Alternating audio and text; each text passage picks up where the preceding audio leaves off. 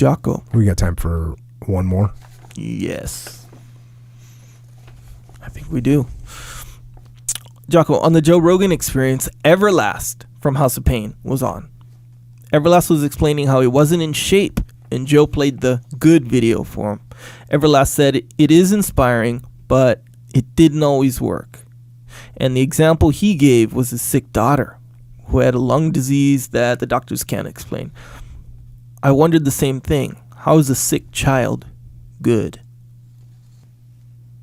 You know, I saw that episode as well, and it's definitely a hard question.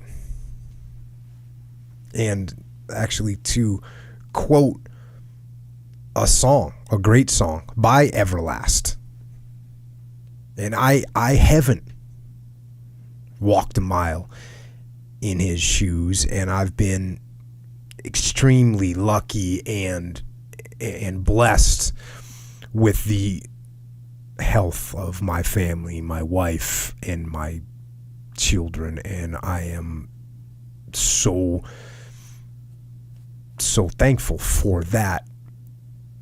But I have been around disease, and I have been around death, and of course, to say there is something good about death and disease is impossible to do. To hell with disease. To hell with cancer and ALS and heart disease and all the rest of them. To hell with them all. And death. To hell with death. I have nothing good to say about disease or death. Curse them both.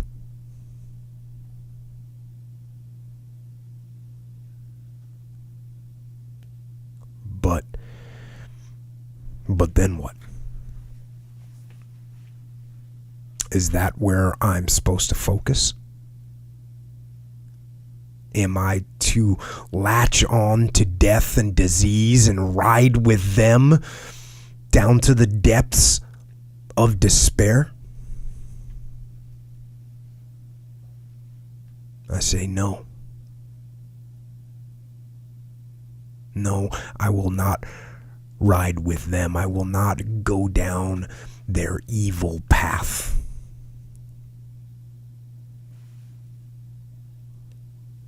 Instead, because I cannot find good in their vile darkness, the vile darkness of disease and of death, I will not feed their fire. I won't feed their egos. Instead,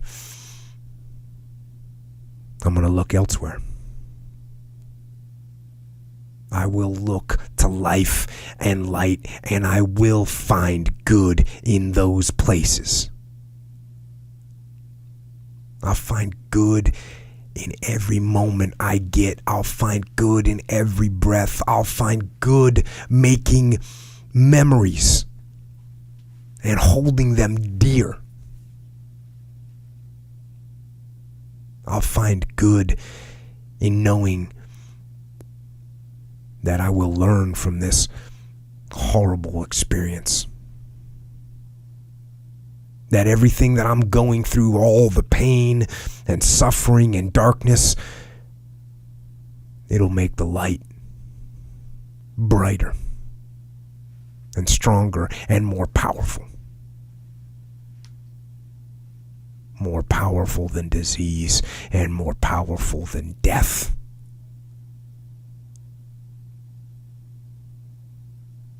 So,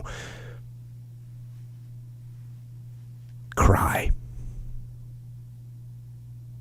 and scream and shake your fists at the sky and curse death and curse disease and shout to the world that life isn't fair. And that this is not deserved. Not for me, not for my child, not for my friend, my spouse, my brother, my sister, not for anyone.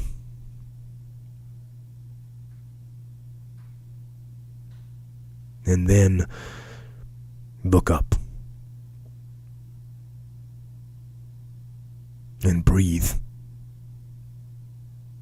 And all that darkness and all that evil,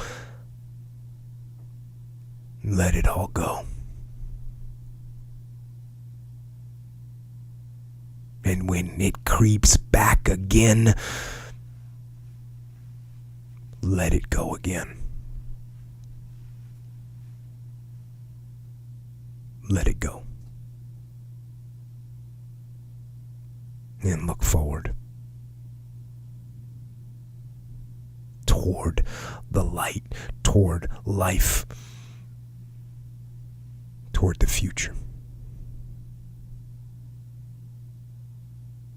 And of the past, let the memories, the sacred memories,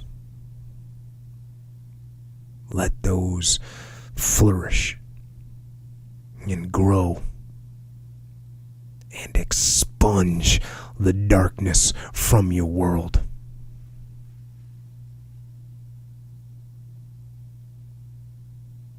And replace it all with good.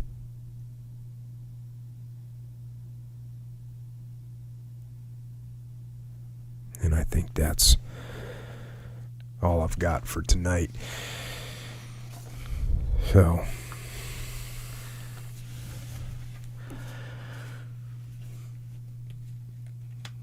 it's a rough one.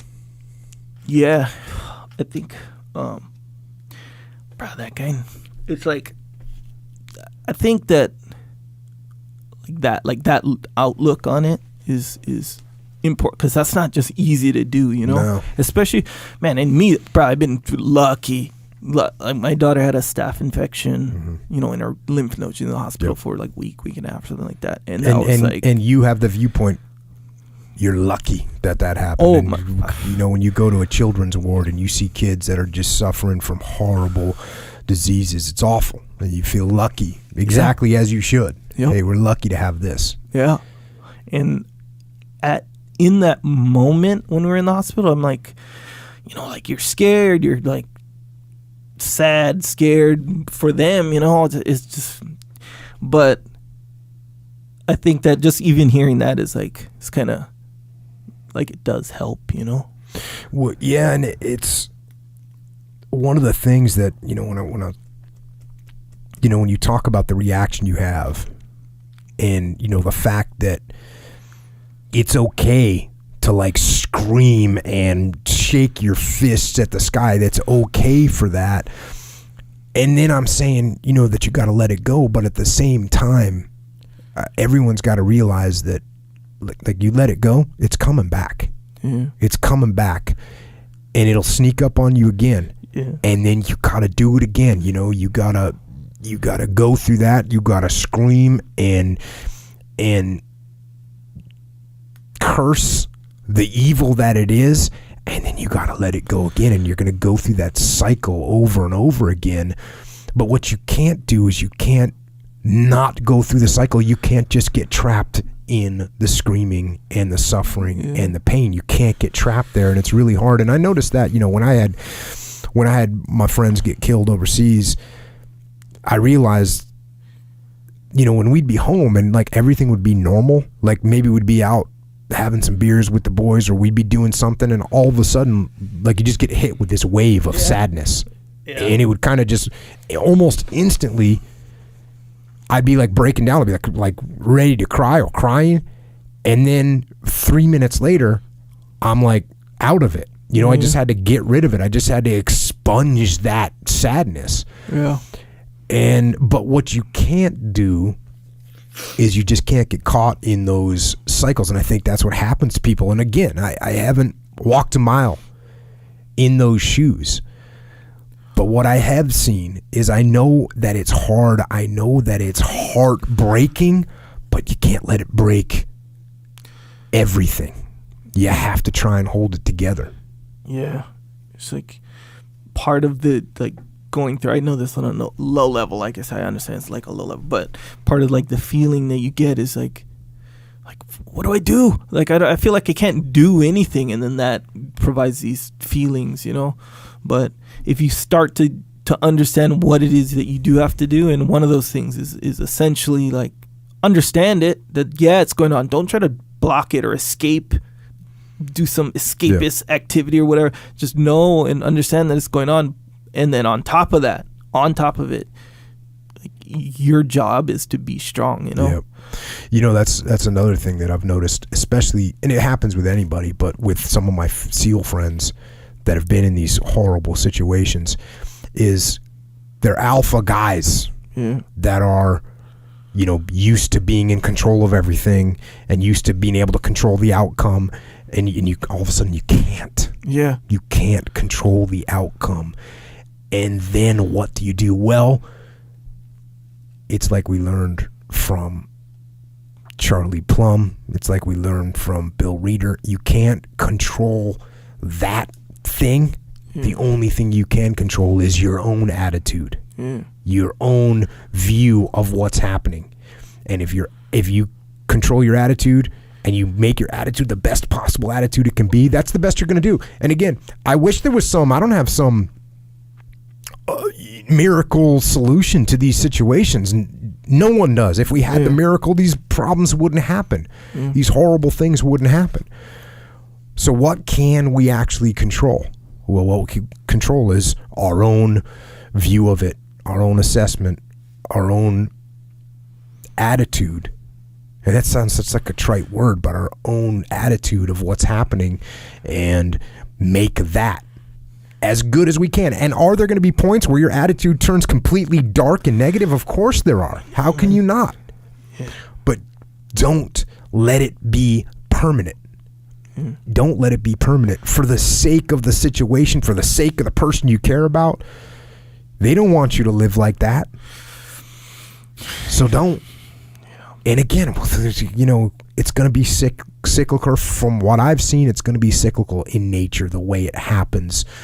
The way people deal with these horrible emotions is they go down and then they come up, and then they go down and they come up. And when they go down, when your emotions go down, and when you get dragged into the mindset of loss, then I think the best thing to do is just embrace it, grab it, say, yeah, and like I said, shake your fist at the sky and scream. And then let it out, get it out. And then pick it back up and say to yourself, okay, that was horrible. That's darkness. That's evil that I couldn't control. What can I control? And how can I have the best possible view? And what can I learn from all this that's going to make me a better person with a better life to live the best I can in their memories? I know, man. And even, man, when you're in the situation, like especially with working out, where your daughter's like, you know, in the hospital or whatever, and you're like, yeah, I haven't worked out this whole week. Yeah. It's like, who cares about workouts? Cares? Your daughter's in the hospital. Yeah. You know, ooh, you didn't make it to jiu-jitsu. Like, you don't care about jiu-jitsu anymore. Yeah. You just care about this one thing, you know? But again, just like how you said, it's like, so it's like this big burden in life. Because really, you know, a lot of time your kids are like all you have, really, it feels like. So if you don't have them, who cares about jiu-jitsu? Who cares about working out? I don't have anything, you know? There's no reason to even do them, really. But aside from the fact is, there is more, like, to your life. And in fact, the more your whole life beside them is for them, you know? So you gotta keep that, I think. Yeah, no doubt. Yeah. And I think that's always an important thing to remember, is that if you surrender to all that bad, evil, darkness, that's the legacy, that's the example, that's what you're showing, as opposed to showing the legacy and showing the example of